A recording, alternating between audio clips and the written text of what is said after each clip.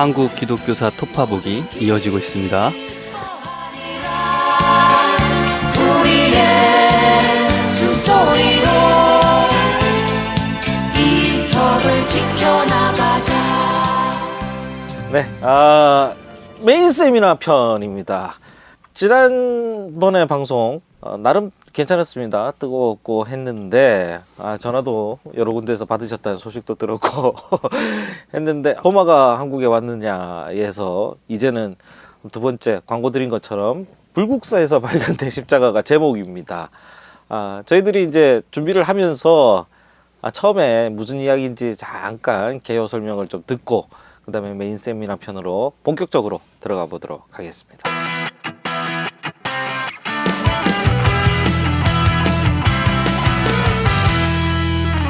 네, 홍 목사님. 예. 무슨 내용입니까 도대체 이것도? 또 머리가 아프기 시작합니다 저는. 예, 결국 지난번에는 이제 그 가야 시대, 네, 가야 시대의 도마가 왔느냐, 그렇죠. 그런 것 가지고 우리가 얘기를 나누는데 1세기, 뭐 벌써 저는 잘 6세기. 모르겠습니다.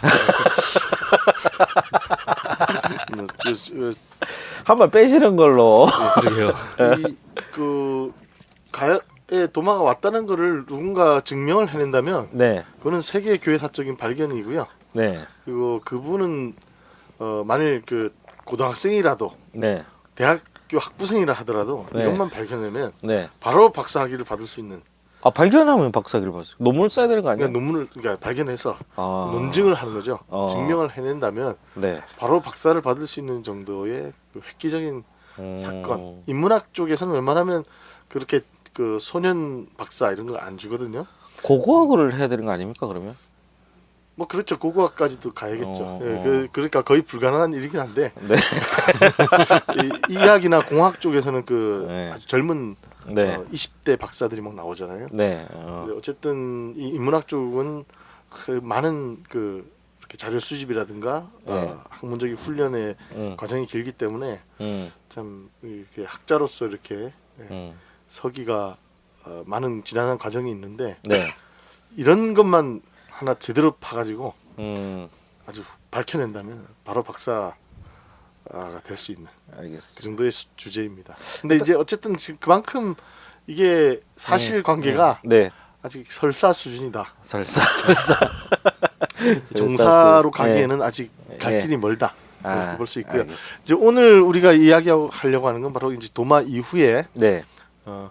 조금 더 가능성이 유력한 그리고 그렇지만 또 고대 기독교의 역사 속에서 한반도에 기독교가 왔을 가능성의 하나의 중요한 한 테마입니다.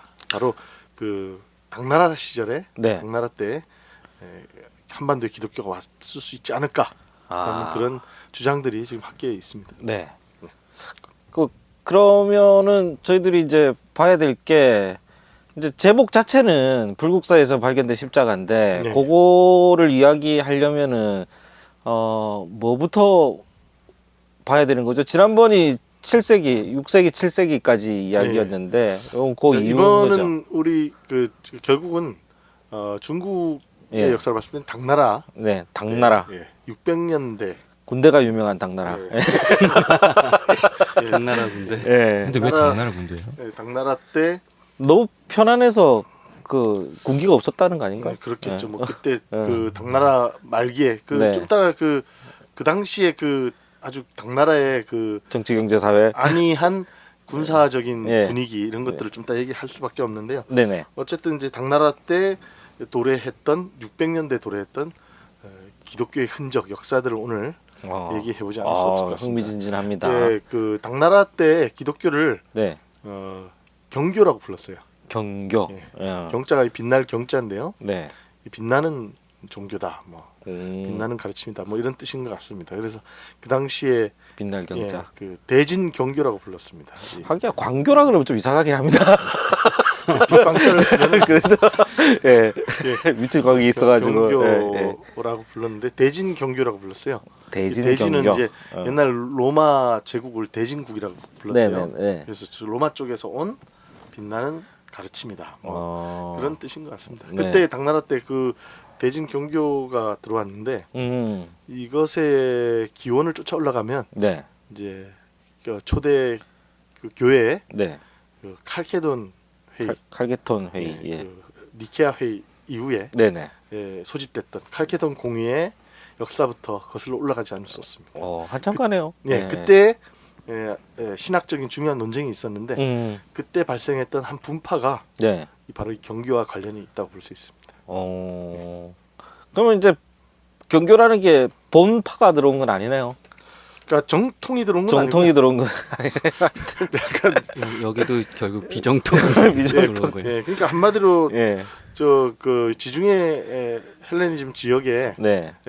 그 깃발 꽂고 살아남은 사람들이 정통이고 네. 그 헬레니즘 헬라 세계에서 바깥으로 튕겨져 나온 기독교의 한 분파들은 예. 주류에서 밀려난 세력이라고 볼 수 있죠.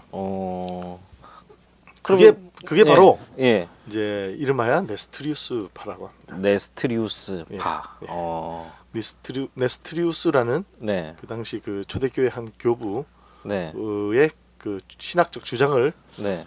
추종하는 사람들을 네스트리우스파라고 했습니다. 발음을 정확히 하면 네스토리우스. 네스토리우스. 예.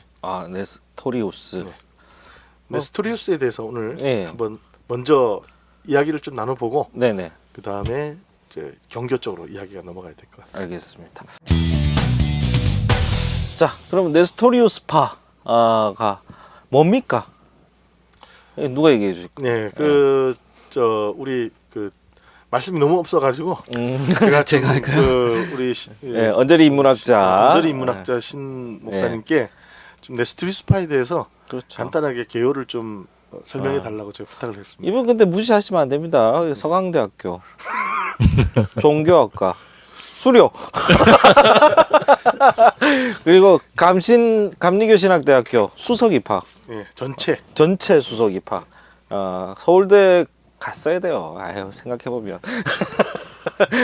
아무튼요. 그 얘기를 요새 저희 안 사람한테 계속 듣고 있어요. 지금 뭐 하는 거냐고. 돈도 못 벌어오고. 그러니까요.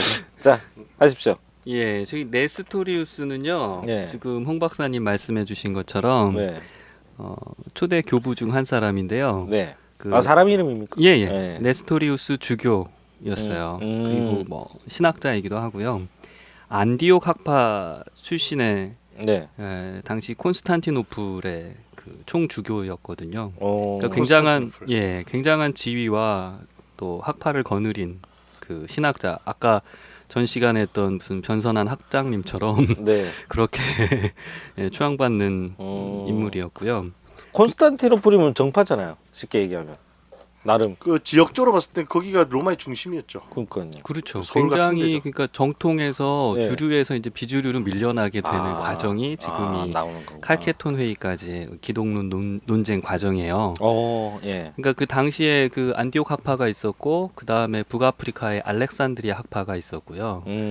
초대 기독론 논쟁에서는 이 두 학파가 서로 시각을 달리하면서 네. 논쟁을 벌이고 그 다음에 어쨌든 서방 교회의 가장 중심인 로마 주교, 로마 교황이 네. 이제 그 사이에서 그것을 중재하는 음. 그런 이제 삼각 그러니까 굉장히 그 트라이앵글이 생기는 거죠. 국제적이죠.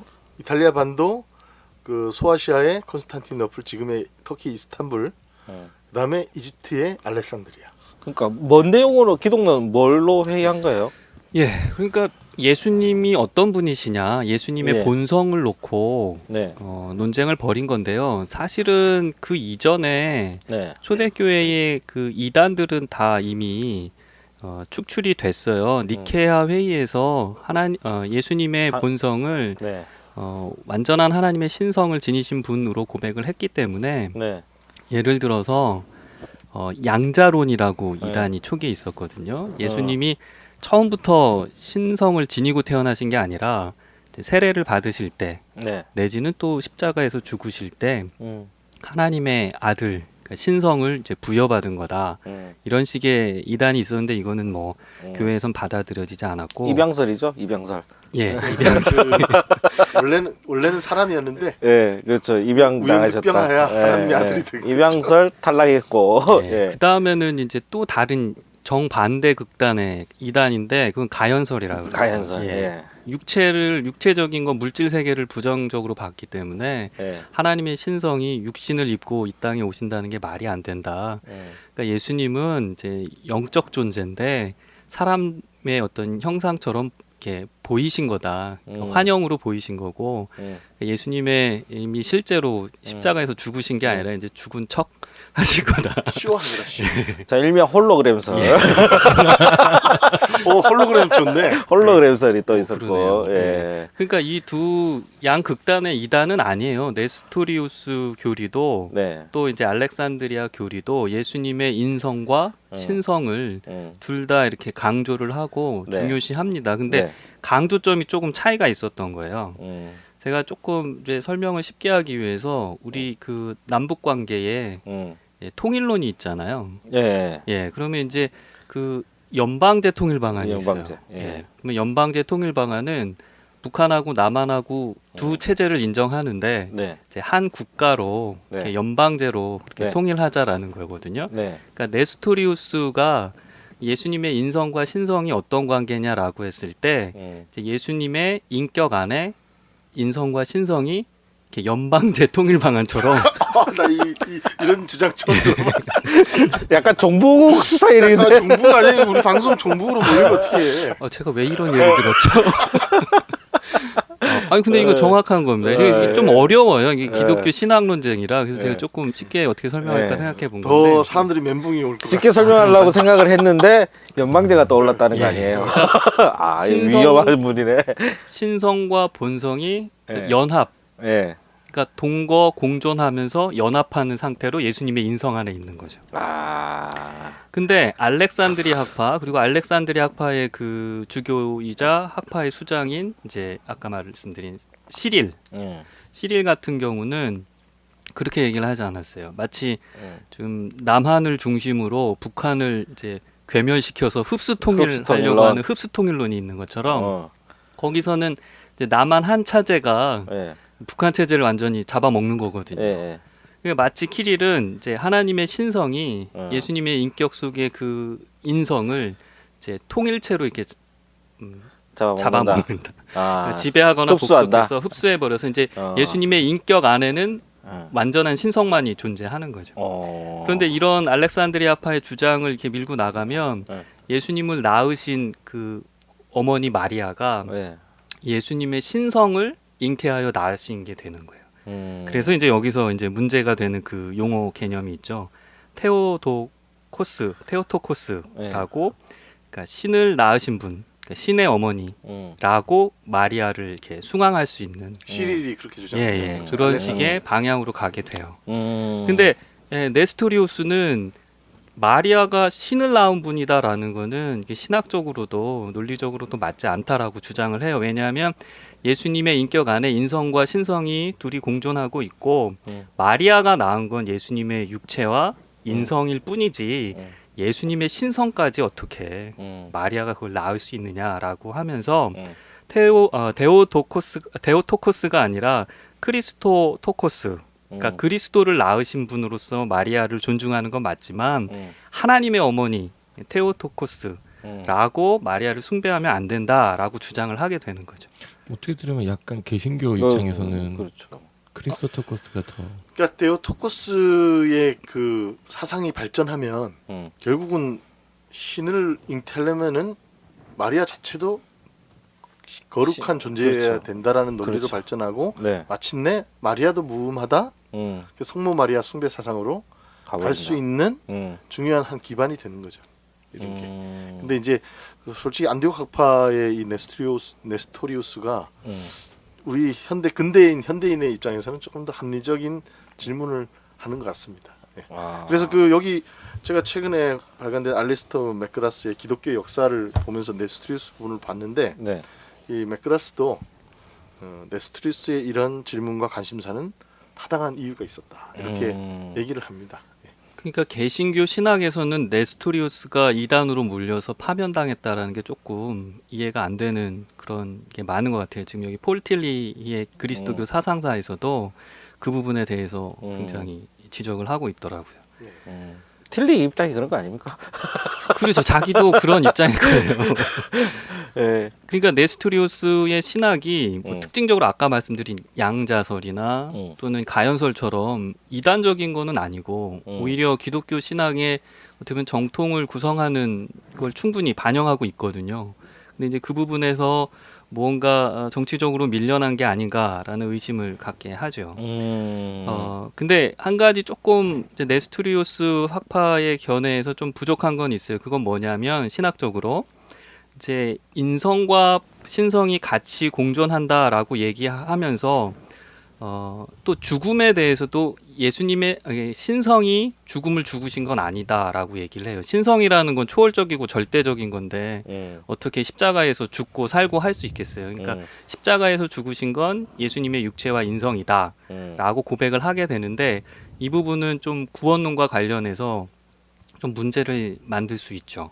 그에 비해서 알렉산드리아 학파는 마리아가 신을 낳으신 어머니이고 또 십자가에서 죽으신 건 또 예수님의 그 인격 안에 통일체로 존재하는 신성이다. 그러니까 신성이 죽으신 거다. 이렇게 얘기를 하게 되는데요.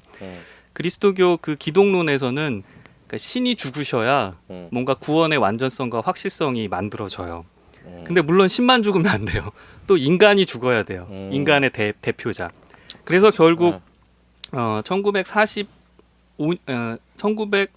왜 1900이 나오냐? 예.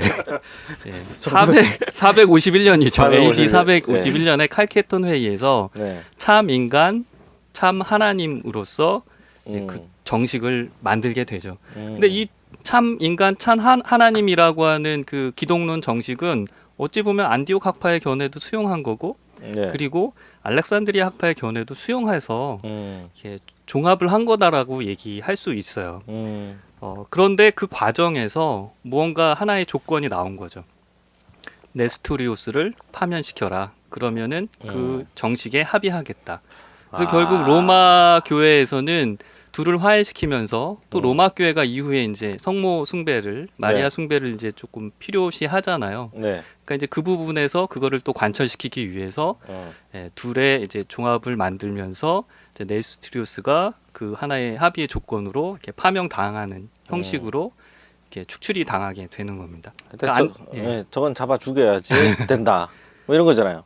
그러니까 안디옥 학파에서도 참 인간 예수의 인성 그리고 이제 신성의 관계를 뭔가 그 반영하기 위해서 이제 그 대표자인 네스토리우스를 좀 희생하면서 그래도 그걸 얻을 건 얻기 위해서 그렇게 한 거죠. 그러니까 좀 약간 정치적인 요소도 배경에 깔려 있다고 볼 수 있어요. 그게 더 크다고 보이는데요. 네.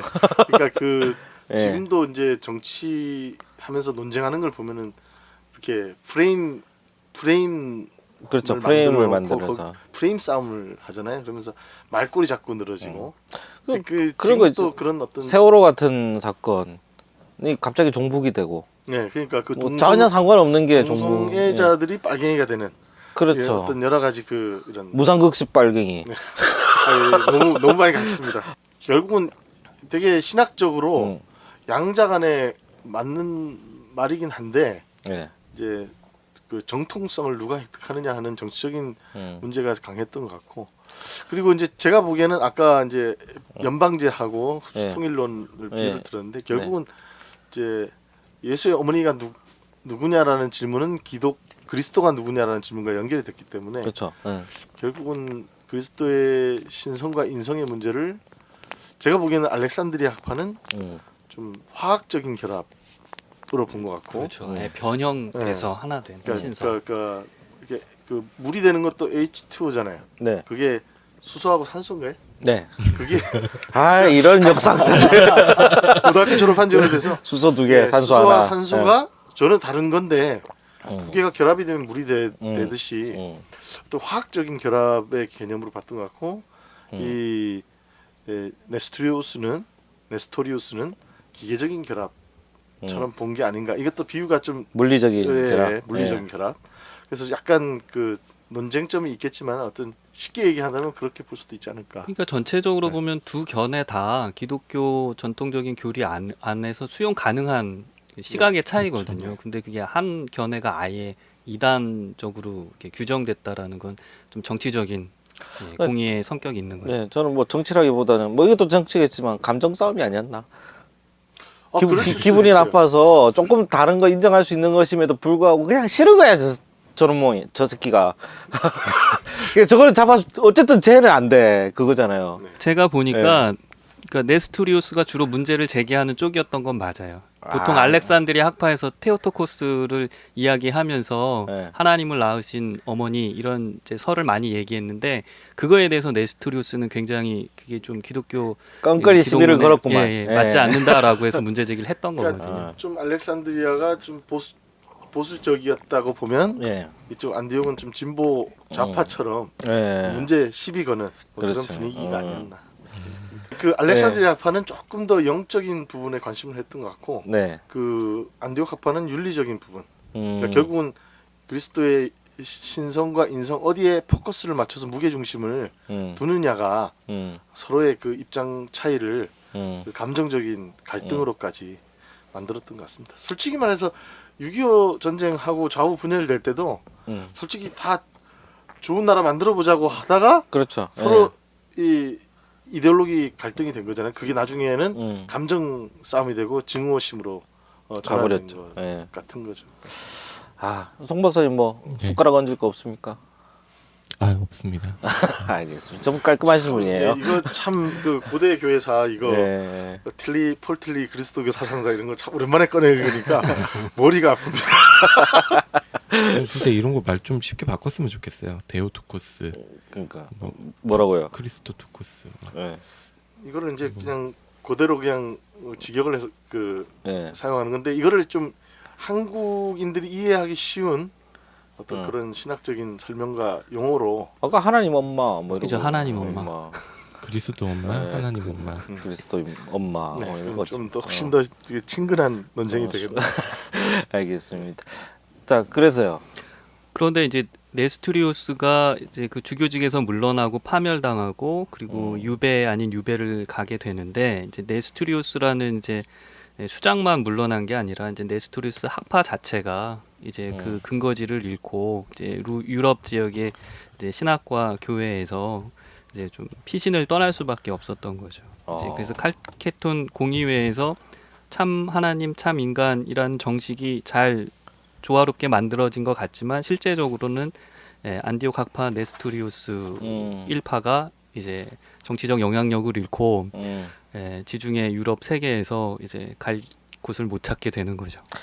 거의 뿌리 뽑힘을 당했네요. 그죠. 그러니까 신학적으로는 사실은 오히려 정통 교리에 가까울 수도 있고 크게 벗어난 견해는 아닌데 오히려 이제 공의의 이유 정치적으로는 비주류, 비정통으로 물러나게 되는 겁니다. 원래요. 예. 그 이미 축출된 이단들에 대해서 신경 안 써요. 그 내부 안에서 조금 이견이 있는 사람이 이제 또 가장 강력한 라이벌과 정적이 되는 거죠. 그렇죠.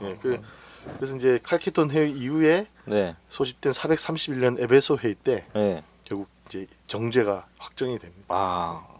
그때 확정이 되나요? 예, 그때 확정이 돼요.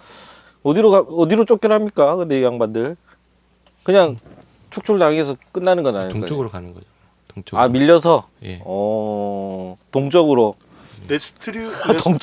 네스토리우스가 예. 그 안디옥가 안디옥 그 소아시아 지역이었으니까 네. 거기에서 서바나 스페인 쪽으로 가기에는 오히려 역주행을 해야 되고 그 가까운 데가 옆에 그 페르시아 지금의 이란 지역이죠. 네네. 그쪽이 가장 동선이 자연스러웠던 것 같아요. 동쪽으로 쫓겨난다. 이제 실마리가 좀 이렇게 연결이 되나요? 그러니까 전에 도마도 네. 도마복음이 이제 요한복음한테 밀려서 정경에 들지 못함으로 인도까지 이제 도마 학파가 도마 공동체가 밀려나게 되잖아요. 화내지 마시고. 근데 이제 여기서도 네스토리우스파가 네. 주류에 들지 못하고 네. 밀려나서 네. 이제 페르시아 지역, 이란 지역으로 갔다가 네. 이제 오늘 주제처럼 이제 중국에까지 오고 그다음에 이제 신라에까지 왔느냐 이런 논의가 되는 거죠. 네스토리우스의 축출과 동진. 동진. 이것과 오늘 우리의 주제와의 관계가 알겠습니다. 실마리가 이어집니다.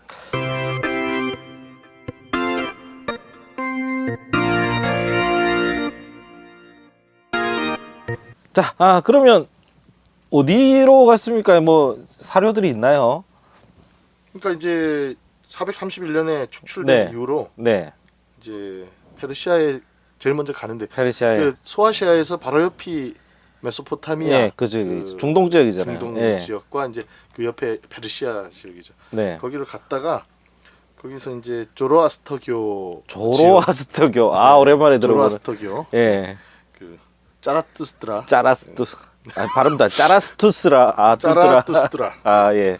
그 조로아스터교 지역이죠. 예. 지역으로 가서 거기 조로아스터교의 핍박도 좀 받았다 그러더라고요. 그러면서 여기저기 이리 치고 저리 친 나그네 인생이다가 오, 이제 핍박을 받았군요. 예. 아라비아 북부 지역, 예. 그다음에 인도, 인도. 이제 나중에 몽골과 중국 지역까지 인도.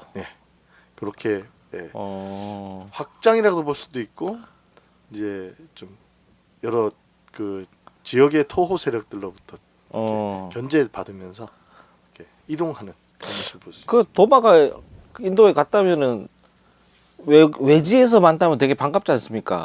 어쨌든 싸우던 사람이라도 도마하고요 네스트리우스 만나지 않았을까? 시절인 도마의 후예들하고 그러니까 후예들이라 그러니까 했을 수도 있죠. 그쪽 그 신앙 공동체랑 만날 가능성 없나? 로마 공동체의 입장에서는 네. 네스토리오스파는 어차피 자신들을 밀려내게 한 정통 세력이 기분 나빴을 거고, 네스토리오스파 입장에서는 또 도마야말로 진짜 저 공동체야말로 이단이고 우리를 저들과 동급으로 취급하면 안 된다 이렇게 봤을 것 같아요.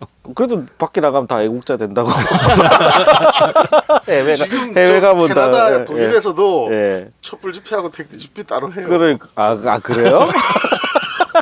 또 같은 그래. 그 교포 동포들이라도 예. 입장이 다르죠. 그랬기. 예. 그럴 수 있겠네. 김진태는 독일과 그 캐나다까지 가서 태극기 집회. 그래. 안 오셨으면 순회했잖아요. 좋겠는데. 되게 열심히시긴 하네요. 네, 정말 열심히 해요. 그래야 살죠. 안 그럼 끝이에요, 이 양반. 자, 아무튼 근데 제가 예. 여기 그 기록에 보니까 예. 마이크도 좀 보고. 예. 그 네스토리우스는 그 이렇게 중세의 네. 여러 예수회라든가 프란체스칸, 도미니칸 같은 이런 그 선교 그 기반 세력이 있어서 이렇게 선교회를 조직하고 제도와 재정과 뭐 이런 여러 후원을 받아서 선교를 가던 중세 때 어떤 그런 선교회와 달리 네. 완전히 알거지로 쫓겨났잖아요. 그렇죠. 가진 게 없을 거 아니에요. 그렇게 가진 거 없이 그 지역 동진을 했는데 이 사람은 죽진 않았습니까? 뭐 사형당했다거나 뭐 이런 건 없나?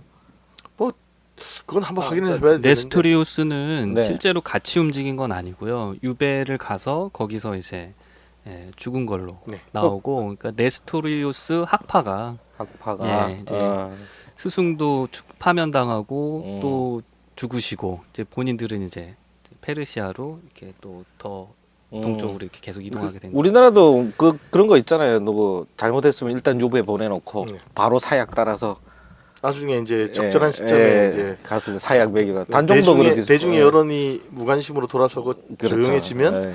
슬쩍 이제 우리 홍 박사님 이런 얘기할 때 눈이 빛나. 근데 아무튼 그 네스토리스의 후예들이 예. 굉장히 자발적인 그 열정적인 선교 정신을 가지고 음. 이렇게 아주 적극적인 선교 활동을 수행했다.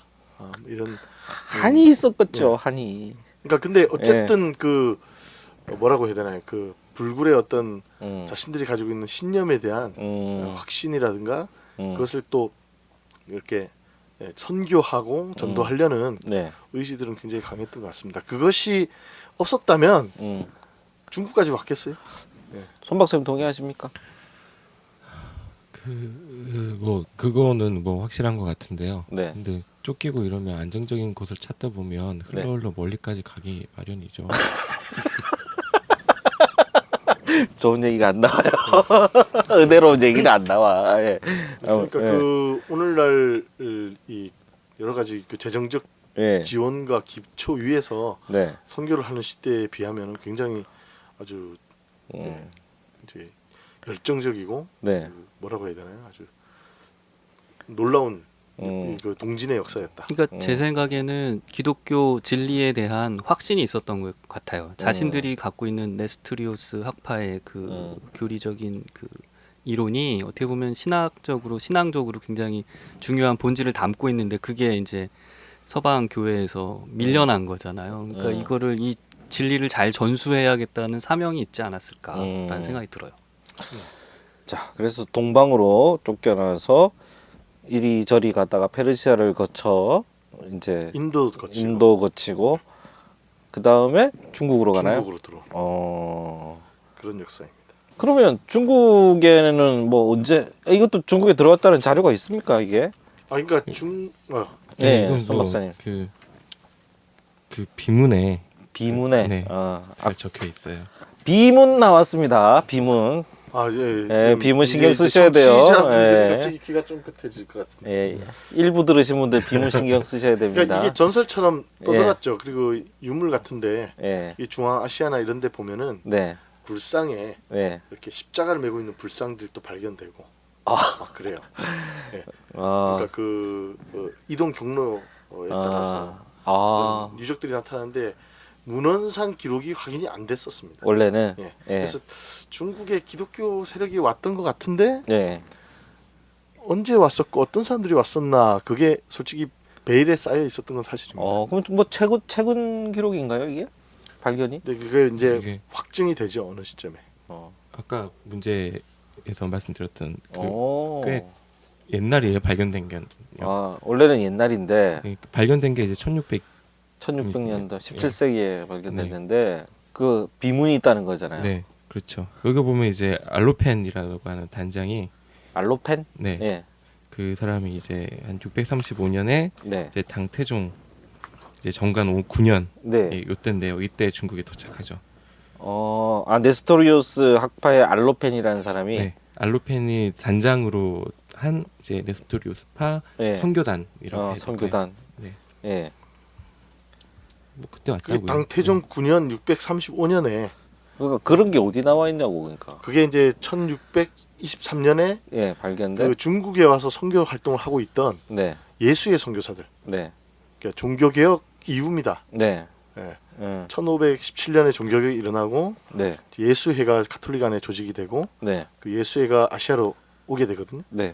그 가톨릭의 예수의 선교사들이 네. 땅속에 묻혀 있던 이 그 비석을 발견하게 되는 거죠. 예수 선교사들이 왜 땅을 팝니까? 그러니까 중국에서 선교를 하다 보니까 예. 그런 옛날에도 기독교 당신들이랑 비슷한 사람들이 왔다라는 얘기를 듣고. 구전처럼 듣고 어, 비슷한 유물들이 발견되고 하는 거예요. 자체 학자들이 붙었겠네요. 예수회에도 학자들이 많았죠. 예. 예수회 굉장히 자체가 똑똑한 사람들. 학자 똑똑한 집단이에요. 사람들. 네. 그래서 비가 발견됐다면서요. 네. 그 당시 당나라의 수도인 장안이야. 장안에서 발견됐다. 이 비가 이제 뭐라고 해야 되나? 대진경교 유행 중국 비. 대진경교 뭐야? 유행. 유행 중국 비. 중국비. 여러 비가 발견되는데 이게 그 경교의 비라는 게 연구가 돼서 발표가 되는 게 1600년도 17세기에 발표가 되는 거예요?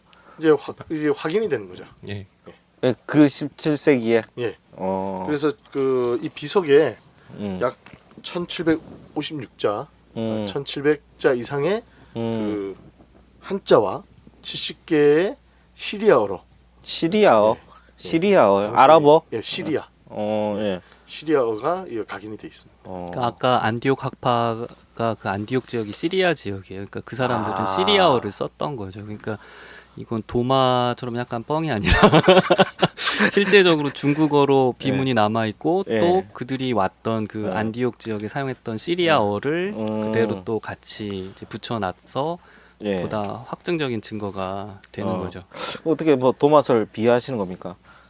제가 도마가 좋긴 좋은데 알겠습니다. 그러니까 예. 도마는 어쨌든 전설 따라 삼틀리고 그 약간 그 문헌적인 자료가 아닌 약간 유물 비슷한 것 가지고 가설을 세우는 단계인데 그럼 제가 이렇게 한번 얘기해봐도 될까요? 네. 아직 비가 발견되지 않았다.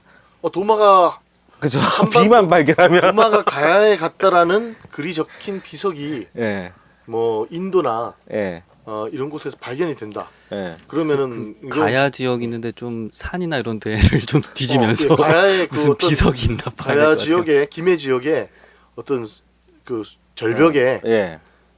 그 숲속에 가려져 있던 어떤 벽에서 그 도마가 왔다는 문헌이 나오면 제가 볼 때 그 불가능하다고 봅니다. 부동산 업자들이 그런 게 나오면은 부동산 개발이 안 돼요.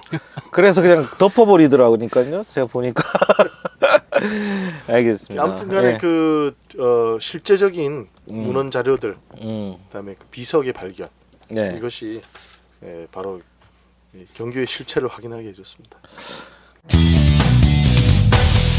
뭐 더 얘기를 해주시면 송 박사님 뭐 몽골 지역 얘기도 있는 것 같은데. 예. 아 이제 그 경교 예, 말씀해 주시죠. 경교가 이제 예. 한 200년 동안 되게 막 융성하다가 이제 당나라에서도 정치 구조도 바뀌고 200년 동안이나 했다고요? 네. 210여 년 정도 네네. 굉장히 유행을 합니다. 예. 그다가 이제 몰락의 길을 걸어요. 예? 왜 올라갑니까? 일단 기본적으로는 불교를 치고 싶어 했어요. 당나라가.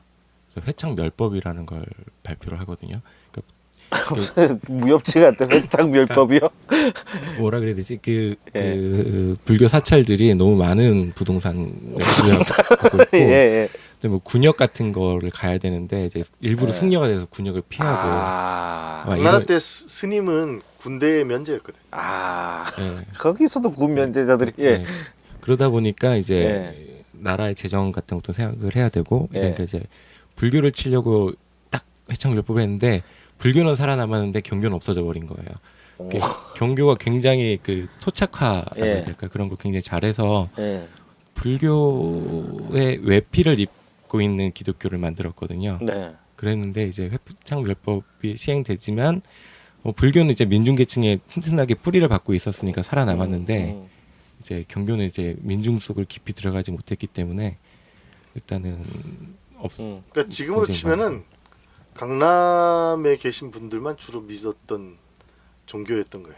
경교가 예, 그 당시 그 당나라의 귀족들, 좀 상류층 네. 계층이 많이 믿었죠. 지식인층과 상류층 귀족들이 굉장히 민중 불교 같은 거는 저 민중들이 믿는 거고 우리는 좀 고급스러운 로마에서 온 종교를 믿는다. 아니 그래서 그럼 그 바탕이 하나도 안 남아 있을 수가 있나요? 그 종교적인 바탕이? 그 일단 신자들이 굉장히 많은 죽임을 당하거든요. 이제 그 회창멸법도 멸법이지만 예. 875년에 황소의 난이라는 민난이 일어나요. 예. 근데 얘네가 그러니까 당나라가 미친 짓을 했어요. 그러니까 예. 그 소금을 굉장히 관세라 해야 되나? 아무튼 세금을 엄청 때린 거예요. 소금을 비싸게 예, 자국민들한테 굉장히 예. 비싸게 만드니까 이 사람들한테 근데 소금은 없으면 안 되잖아요. 네. 그러니까 이제 밀매업자들이 막 생겼거든요. 근데 이제 음. 소금을 밀매하다 걸리면 무조건 사형. 어. 그렇게 하니까 이제 소금업자들이 이제 불을 쌓았으니까 네. 이걸 바탕으로 이제 밀란을 일으켜버린 거죠. 아. 그런데 이제 이 밀란을 당나라 군대가 못 막아요. 그래서 장안까지 이제 황소의 난이 와서 장안까지 함락해 버리거든요. 근데 그 과정에서 이제 이 황소의 난을 일으킨 사람들이 외래 종교인들을 처형하기 시작했어요. 근데 이때 이제 경교 믿는 사람들이 굉장히 많이 죽어 나가거든요. 그래서 이제 뭐 거의 숨어 들어가다시피. 그러니까 할 또 수밖에 없었죠. 한 가지 아까 토착화 얘기했는데 와서 좀 그 저쪽에 그 콘스탄티노플에서의 그 네. 건축 양식이나 네. 복식이나 네. 언어나 음악, 문화 이런 것들을 가져와 가지고 네. 좀 뭔가 차별화를 뒀으면은 네. 우린 얘네 불교랑 좀 달라요 이렇게 네. 좀 자신들을 좀 보호하는 변증들을 할 수 있었는데 네. 와가지고 완전히 중국화돼 버립니다. 아. 그러니까 이 선교사들이 귀족층들하고 친해졌다 그랬잖아요. 아, 귀족층들하고 예, 친해지면서 예. 그 중국에 유행하고 이제 널리 퍼져 있던 불교 문화에 그대로 습합이 돼 버려요. 뭐 그러니까- 토착화학은 다른 거예요? 그러니까 좀 이따 그거 하면 좀 우리 언저리 인문학자님하고 좀 얘기를 해보고 싶은데 예. 결국은 머리를 깎고 예.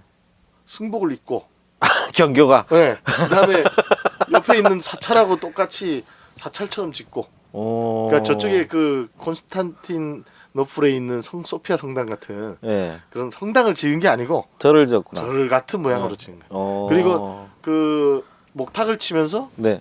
목탁도 쳐요. 목탁을 치면서 연부를 외듯이 오. 주기도문이나 사도신경이나 뭐 이런 여러 가지 그 기독교적인 교리들을 이제 중국식으로 표현하기 시작한 거죠. 그러니까 정체성을 잃어버린 거. 아니 이 메시지는 기독교예요. 그 연불이라 그러면 좀 말이 어폐가 있지만 네. 연불 비슷한 걸 하는데 메시지는 뭐 이런 거 하나님을 예, 믿사오니 땅땅땅 뭐 이런 하는 거예요. 그러니까 이게 그 예. 완전히 그 중국의 문화에 완전히 예. 그 이렇게 토착화되는 어. 그런 모습을 보입니다. 그러니까 외형적으로 봤을 땐 불교랑 크게 다르지 않는데 불교는 이제 약간 자력구원적인 득도의 가르침이잖아요. 예. 근데 기독교는 어쨌든 그리스도를 통한 하나님을 구원의 믿으라고 가르침, 얘기를 복음을 했네. 가르친 거예요. 근데 모양은 불교 사찰 모양. 어. 그리고 이제 용어만 해도 어. 여기 보면은 중국식으로 다 바꿉니다. 그러니까 성령 같은 경우도 현풍이라고. 현풍. 예. 기도도 수공덕. 수공덕. 그 수공덕. 예. 그래. 교회를 처치를 사자를 씁니다. 절 사자. 그래요? 그럼 뭐라고? 그러니까 여기 그 정동 제일 교회다 하면 예. 정동 제일사. 세문안 교회 이러면 세문안사 이렇게 되는 거죠. 그러니까 이상하죠. 근데 중국에서 그렇게 된 거죠. 뭐 불국사, 뭐 통도사, 뭐 이런 그런 것처럼 것처럼 여기 뭐 그 뭐냐 좀 사랑의 교회 이러면 사랑의 사. 사랑사. 네. 그게 제일 재밌더라고. 주교를 대덕이라고 불러요. 대덕. 주교를 대덕. 왜 재밌는 큰 거야? 덕. 큰 덕. 그다음에 이제 수도사 있잖아요. 수사. 예. 수사를 승이라고 불렀습니다. 승. 예. 그다음에 예. 우리 그 불교 대학 같은 게 보면 승가 대학 이런 거 있잖아요. 그 사도 바울 할 때 사도를 승가라고 불렀어요. 약간 이거 사이비처럼 접근한 거 아니에요, 이거? 삼위를 삼신. 그다음에 이게 재밌는데 천부.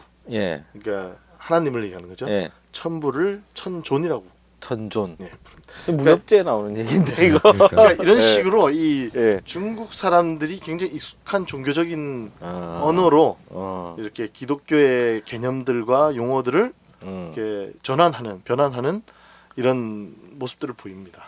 그러니까 이것이 당시 처음부터 이러진 않았을 것 같아요. 근데 200년이 지난 거예요. 우리 지금 한국 기독교도 지금 100년 지났는데 100년 남짓 120년 됐는데 없어지겠네요. 잘못하면. 솔직히 말해서 미국의 기독교하고 한국 기독교하고 굉장히 다르거든요. 예. 그 한국화돼 있는 문화적인 코드들이 있잖아요. 예.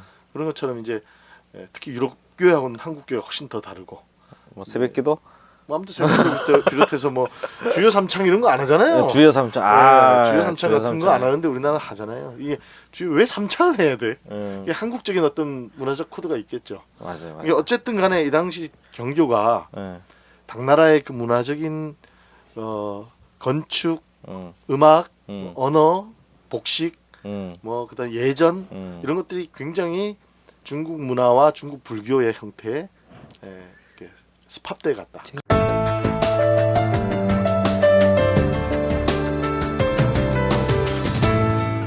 그 부분에서 약간 수정을 해주고 싶은 건 뭐냐면 이제 중국의 종교라고 하면 중국의 종교 전통은 유교하고 도교가 있어요. 그래서 유교하고 도교가 제자백가 시대 이후로 이제 어떤 사상이든 종교적인 문화든 이렇게 번갈아 가면서 이제 어떤 이제 국가적인 종교로 추앙을 받거나 또는 또 이제 물러나 있거나 그랬거든요. 근데 불교라는 것은 사실은 그 외래에서 들어온 종교예요. 그렇죠. 중국에서 입장에서 종교랑 비슷한 거예요. 예, 아까 그래서 손 박사님이 이제 외세척결 비슷하게 외래 종교를 이제 특히 불교를 특정해가지고 몰아내려고 했는데 이제 경교가 오히려 이제 핍박을 받게 된 그걸 잠깐 설명하셨는데, 그러니까 경교가 들어오면서 네스토리오스 파가 중국 당나라에 들어오면서 사실은 중국의 어떤 종교 문화 전통하고 대화를 했다면 불교하고 대화를 한 게 아니고 오히려 불교와는 경쟁을 했고요. 도교와 대화를 했는데 아까 지금 홍 박사님이 얘기해 주신 그 공덕을 쌓는다라거나 또는 대덕이라는 그런 용어 다가 어떻게 보면 도교적인 용어예요. 어허. 예, 도와 덕이라는 단어가 그러네요. 이제 노자 도덕경에서부터 비롯된 도교적인 용어고, 그러니까 어떻게 보면 네스토리오스파는 당나라의 어떤 종교적 전통 본질인 도교하고 이렇게 좀 토착화 내지는 상황화 결부되면서 그 안정적인 포교 지반을 확보하려고 했던 것 같고요. 특히 이제 가장 재밌는 게 아까 그 비문에 나오는 신명인데요. 제가 잠깐 설명드리면 도교에서 그 삼신 사상이 있어요. 그러니까 이건 기독교의 삼일체 신앙하고 굉장히 비슷한 신유형인데요. 도교는 일반적으로 다신적인 경향이 있어요. 여러 가지 신이 있어요. 이제 관우 장군도 섬기고 뭐 을지문덕 장군도 이렇게 민간 신앙에 오면 섬기는 그런 방식이 다 도교에서 유래가 돼서 다신적 신앙이긴 한데 최고의 신은 이 삼위만 최고의 신으로 인정을 해요.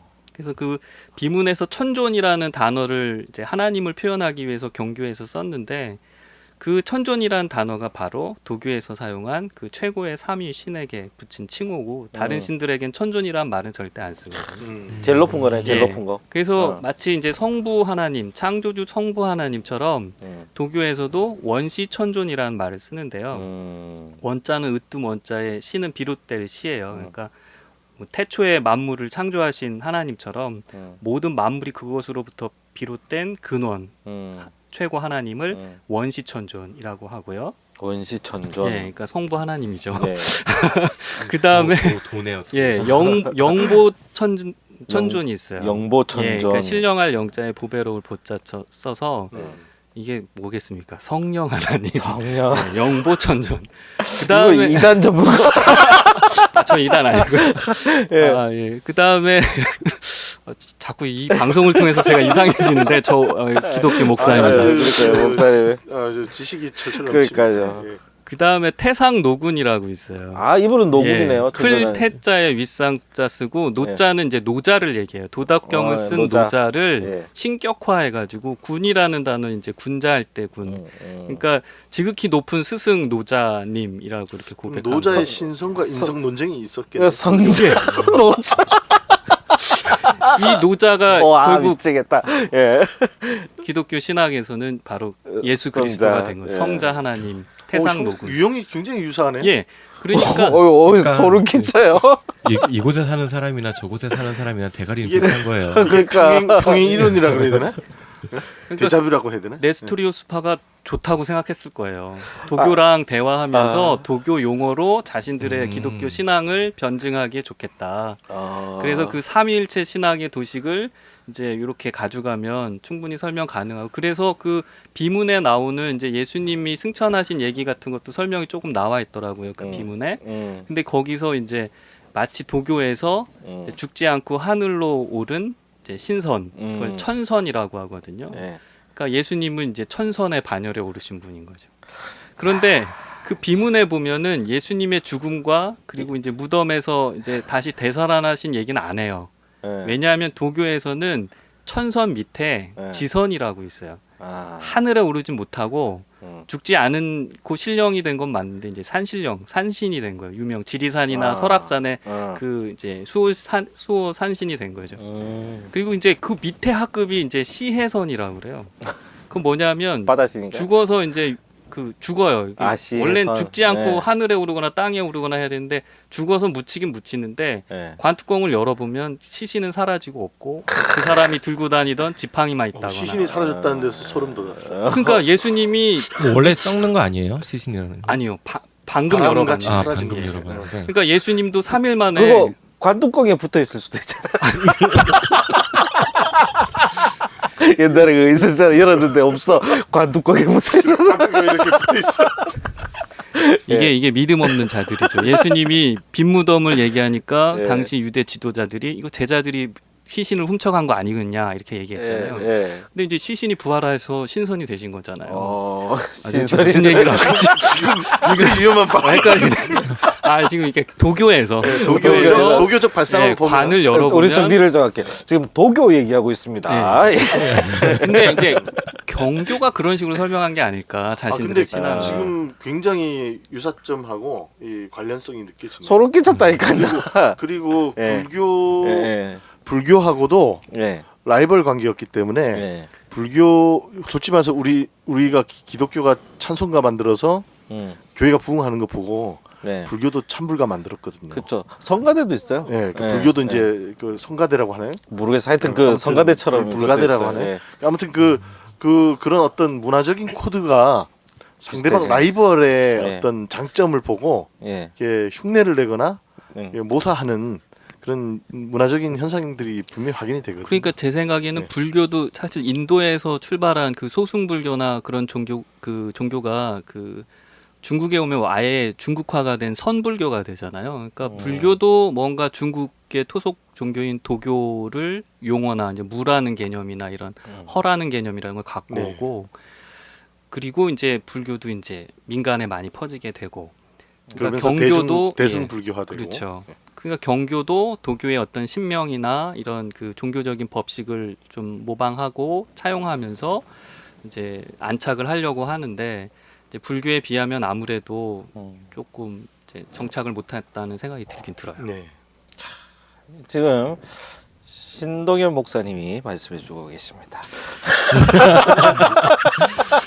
알겠습니다. 아유, 근데, 하여튼 네, 대단하네요. 근데 예. 그 비에 네. 그 부활 얘기가 없다라는 게 예.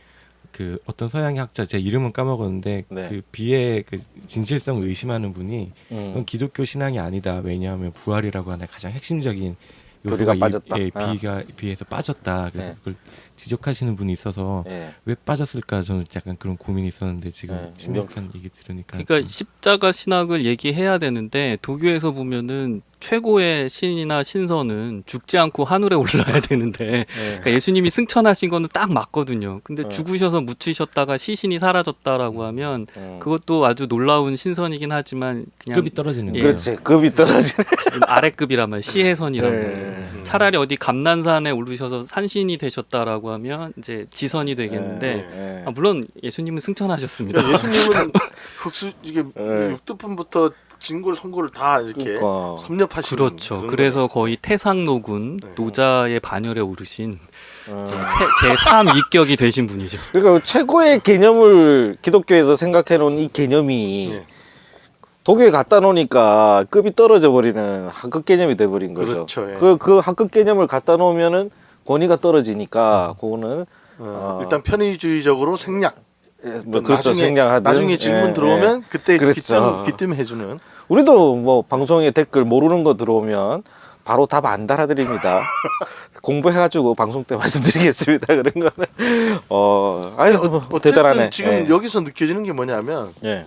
굉장히 그 저쪽 안디옥파도 굉장히 지성적인 격파됐다. 분위기가 있었는데 예. 여기 중국까지 와서도 음. 좀 굉장히 엘리트주의적인 흐름이 느껴지네요. 굉장히 신학적으로 자신들을 이 컨텍스트에 맞추기 위해서 토론하고 대화하고 거기에 따라서 형태를 자신들을 교리를 이렇게 보정하는 그런 그러니까 태도들. 지난번에 그 홍 박사님이 그 언더우드가 그 기독교 이제 신명을 어떻게 이 한국인들에게 번역해서 소개할까 하면서 하느님이라고 번역한 그 과정을 설명해 주셨잖아요. 네. 그러니까 이 네스토리오스파 선교사들도 중국에 와서 도대체 우리 그 하느님을 어떤 신명으로 바꿔서 포교를 할까라고 했을 때 굉장히 많은 연구를 한 끝에 도교의 신명을 따르자라고 해서 결정한 게 아닐까라는 생각이 들어요. 신명론 2탄 나오네요. 그러니까 이제 우리가 다음번 세미나에서 얘기할 텐데 예. 이후에 나타나는 게 예. 상제, 상제. 그다음에 천주가 나타나요. 예. 우리 친구 상제가 예, 지금 있는데. 지금 보면은 천전, 상제, 상제. 천주. 이 천주. 흐름으로 중국에서는 이제 신명 개념이 좀 가는데요. 지금 그 아주 가장 상부에 위치한 원시적인 원시천전. 중국에서의 예, 하나님 예. 호칭 예. 개념. 그러니까 아마 이 비문 발견한 것도 예수의 선교사였잖아요. 그러니까 네. 예수의 선교사가 중국에 왔을 때는 당시가 송대인가요? 그때는 명나라 때예요. 예. 그때는 이제 유교가 그 주류 예, 예, 종교였으니까 맞아요. 네. 유교의 신개념이 바로 상제거든. 원시 그러니까- 유교의 예. 지존자 개념. 그러니까 아마 마테오 리치나 예수의 선교사들은 이제 유교의 신명을 따라서 쓰면서 조금 그건 다음 변형해서 시간에. 천주라고 하지 그러니까 않을까. 우리 언저리 신학자님 앉혀놓은 보람이 확 오는데요. 제가 나름 이제 종교학을 공부하다가 그러니까 박사과정 올라갈까 말까 떨어진 사람이라 그러니까 어쨌든 도교에 관심이 있었어요. 예, 여러분의 관심이 한 사람을 박사 만들 수 있습니다. 좀 많이 관심을 가져주시고. 솔직히 말해서 예. 그 여기 손 박사하고 예. 이 경교 주제로 세미나를 몇 차례 했었어요. 예. 대학원 재학 중에. 예. 그렇죠. 근데 오늘 이런 얘기는 저도 처음 듣습니다. 그러니까요. 그러니까 역시 이 간학문적인 예. 대화가 필요하네요. 이 그러니까 교회사만 이게 아마 가지고는 그 안 돼요. 종교학계에서도요 중국 종교 중에 도교 연구가 활발히 안 돼 있어요. 다른 유럽이나 미국 쪽은 도교 연구가 많이 돼 있는데 그러니까 도교가 이제 중국 내에서만 지금 현존하고 있거든요. 그러니까 세계 종교 반열이 아니니까 우리 도를 믿습니까는 딴 거예요? 그거는 이제 한국에서 이상하게 한국에서 발생한 이상한 혼합주의적인 어떤 그건 나중에 또 얘기합시다. 알겠습니다. 증산도는 자, 그래서 그래서 이 아까 얘기를 이어서 계속하면 네. 결국은 그런 지성적인 종교로서의 네. 컨셉이 강하다 보니까 네. 이 못 배운 대다수의 민중들은 이 경교에 범접하기 가까이 다가가기가 어려운 거야. 그러니까 글 좀 읽을 줄 알고 좀 고상한 대화를 할 줄 알고. 근데 이게 이런 무슨 지식인들 토착과하고는 다른 거 아닙니까? 토착과라는 거는 그 민중들과 녹아내려서 그 민중들과 함께 호흡할 수 있게 해주는 건데 뭐 부르주아들만 할 수 있었던 종교라고 문화적인 하면 그 제가 보기에는 예, 그 생활 습속적인 토착을 한 게 아니고 네, 편의주의 시 아니요 지식 엘리트적인 엘리트죠. 그 뭐라고 해요 고급 문화적인 토착을 한 것 같아요.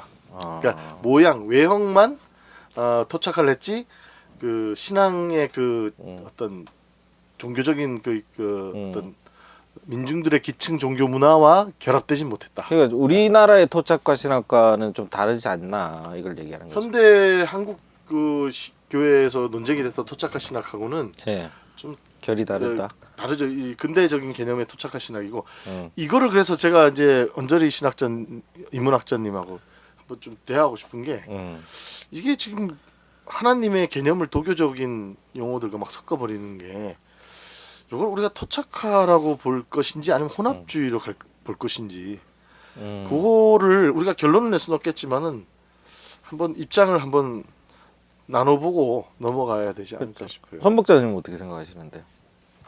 저요. 예, 혼합주의입니까? 토착화입니까? 저는 사실 이게 부동산과 관련된 문제가 아니면 크게 관심이 없어요. 부동산. 저도 개인적으로. 예. 근데 그 저는 가능하면 다른 사람들이 어떻게든 그 사회에 적응해 보려고 했던 노력들은 예. 충분히 존중받아야 할 것 같아요. 예. 그래서 약간 토착화라는 말은 좀 우리가 긍정적으로 받아들이지만 그렇죠. 혼합돼 버렸다라는 건 좀 부정적으로. 부정적으로 보잖아요. 예. 그래서 가능하면 좀 긍정적으로 보고 싶네요. 예.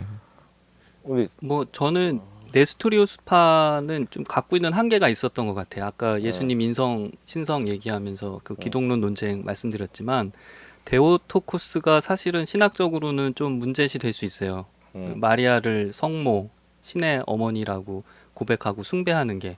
그런데 아마 그 당시에 이미 특히 서방 교회에서는 성모 숭배 현상이 일어났던 것 같아요. 근데 그거를 이제 신학적으로 부정하려고 이제 아는 체를 한 거잖아요. 네스토리우스 학파가. 그렇죠. 그러니까 이 사람들은 실제 민간 신앙에 퍼지는 그런 신앙의 양태보다는 그러니까 좀 학문적인 신학 또 윤리적인 그런 측면을 강조했기 때문에 당나라에 와서도 그러니까 좀 신학적인 변증을 그런 식으로 했던 것 같아요. 그래서 그러니까- 토착화다, 혼합이다. 이 자리에서 밝혀달란 말이에요. 아 이건 뭐 개인적인 사견들이 그러니까 사견이니까. 저는 뭐 저기 종교다원주의 신학의 원형이죠. 네, 비교 종교학의 원형이기도 하고. 아, 갑자기 저도 훅 들어가네. 근데 아유. 근데 저는 솔직히 개인적으로 예. 아까도 언더도 얘기했지만 솔직히 말해서 전통적 그 서구 기독교의 관점에서 봤을 때 예. 한국어 성경에 하나님 호칭을 어떻게 하느냐를 고민할 때 하느님이라는 말을 쓰냐 마냐 가지고 굉장히 선교사들이 주저했잖아요. 네. 논쟁을 했고 네. 솔직히 하나님이란 말이 어떤 종교적 속성을 지니고 개념을 지녔는지 솔직히 모르잖아요. 근데 모르죠. 막 예. 쓸지 말지를 어떻게 예. 결정해. 근데 어쨌든 썼다고요. 예. 그리고 솔직히 그 기독교 선교사가 들어오기 전에 이미 한국인들은 그 말을 쓰고 있었고 네. 그런 의미에서 저는 개신교 성경에서 하나님이라고 번역된 것처럼 이것도 하나의 그 중국의 당나라의 문화적 철학적 어떤 그 언어의 네. 적극적 주체적 수용이었다. 그렇지만 메시지가 변형되고 복음의 기본적 핵심을 조작했다. 그러면 그거는 문제가 있는 것 같은데 기본적으로는 그래도 복음의 핵심은 지키려고 하지 않았나. 아, 뭔 말이에요?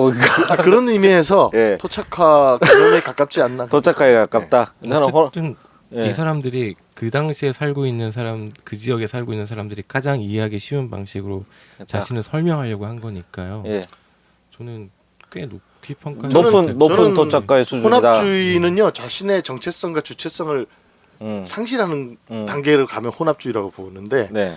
자신의 신앙 아이덴티티를 지키고 주체적으로 이쪽 이 문화를 받아들이고 그걸 자신 안에 용해시키려고 했다. 그러면 그건 어느 정도 토착화로 봐줘야 되지 않을까 이렇게 봅니다. 알겠습니다. 뭐 저 같은 경우에는 혼합주의다. 그냥 질러보는 거야. 아니요, 다 토착하고 한 사람은 아니 반대해야지. 지금 종교 다원주의라고 그랬는데. 이 양반 지금 발 뺀 거야 지금 내가 볼 때. 알겠습니다. 네, 예, 어려운 뭐 문제예요. 네. 어렵네요. 이것도 뭐 세미나하면 재밌는 제목은 될 것 이거 같아요. 가지고 뭐 책 한 권 낼 수도 있죠 나중에는. 좀 내요. 내가 그거 산다니까. 안 팔릴 것 같은. 같이 내 우리 언저리 문학자님이랑. 자, 그렇게 해서 이제 중국에 왔다. 그런데 중국에서 그러면 뭘 했습니까? 그게 단가요? 그냥 열심히 이러면 포교하고 예. 열심히 절을 짓고 특별히 뭐 한 건 없나요? 교회를 짓고 예. 유행했죠. 유행 200년간이나 200년 동안. 아 그러니까 그런 의미에서 저는 오늘날 한국 교회에 주는 메시지가 굉장히 크다고 봐요. 그러니까 왜냐면 우리 120년밖에 안 됐는데 80년 후에 망한다. 이 꼴 될 수 있어요. 그러니까 저도 그런 생각이 확 들었습니다. 확 들었어요. 이 진짜. 얘기 듣고 많은 예. 분들이 충격을 받을 수 있겠다. 앞으로 한 80년 후에 우리 이렇게 많은 유행하는 교회가 그렇죠. 유행이라 그러면 또 불경스럽나요? 예. 이렇게 확 성장하고 확산하는 이 교회가 교회 성장학자들은 한 30년 보잖아요, 오히려. 30년 뒤면 망한다고요? 예, 그 반토막 난다고. 아 반토막. 예, 괜찮네요. 그 통계. 정도면. 야, 저분 목사 아니라고 너무. 알겠습니다. 네, 그래서 아무튼 네. 민중화되지 못했던 네. 탓에 네, 이런 그 불교 탄압 정책 속에서 네, 불교는 좀 스크래치 나고 말았는데 예. 기독교는 훅 갔다. 이렇게 볼수 있습니다. 완전히 훅 갔네요. 그게 몇 년 전입니까? 1000년 전인가? 몇 년이에요? 1200. 1200년 전에. 네. 아, 또 12. 어머. 네? 10이라는 숫자는 성경에서 또 완전치 아닙니까? 한 바퀴 도는. 또막 엮으려고 띠도 12개. 그잖아요. 지금 17년이고 예. 이게 845년이니까 예. 딱 30년 남았네요. 30년 뒤면 반토막 나는 건가요? 와, 이거 큰일 났다. 이거 기도해야 될 때입니다. 약간 그 저쪽에 시한부 종말론자들 같은 억지로 끼워 맞추고. 아, 그래요. 저희들 원래 본성은 그렇지 않으니까 오해하지 마시기를 부탁을 드리겠습니다. 자, 이제 중요한 얘기를 또 해야겠죠. 여기까지 중국 얘기였고 한국으로 가봅시다.